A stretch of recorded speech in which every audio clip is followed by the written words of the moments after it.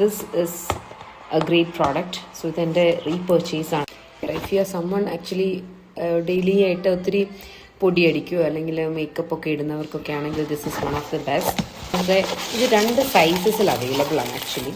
ഞാൻ അതിനകത്തെ ചെറിയ സൈസാണ്, ബിക്കോസ് ഞാൻ ഫ്രീക്വൻ്റ്ലി ട്രാവൽ ചെയ്യുന്നതുകൊണ്ട് I like this one. This is actually clinic take the day of balm ആണ് കേട്ടോ, ക്ലെൻസിങ് ബാം.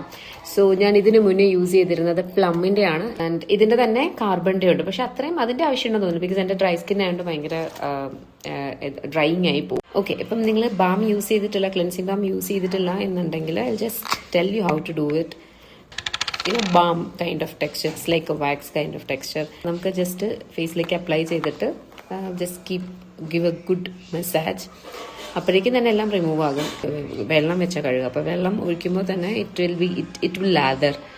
ഇത് എന്താണ്, ഫേസ് വാഷ് വെച്ച് വാഷ് ചെയ്യുക. ഒട്ടും ഡ്രൈയിങ് അല്ല, നമുക്ക് അത്യാവശ്യം നന്നായിട്ട് ക്ലീൻ ആക്കും. ബിക്കോസ് എനിക്ക് ഏറ്റവും പ്രശ്നം ഇവിടെയാണ്. കാരണം കാജൽ എഴുതുന്നതുകൊണ്ട് താഴേക്ക് ഒത്തിരി ഇട്ടത് സ്മഡ്ജ് ആകും. അപ്പം അതൊക്കെ ആണെങ്കിലും ലൈറ്റായിട്ട് ബഡ്സ് വെച്ചൊന്ന് ജസ്റ്റ് ഇത് ചെയ്ത് കഴിഞ്ഞാൽ ഇത് അടിപൊളിയായിട്ട് പണി ചെയ്യും. അപ്പം ട്രൈ ചെയ്ത് നോക്കുക ക്ലിനിക്കിൻ്റെ take the day off cleansing balm. Thank U.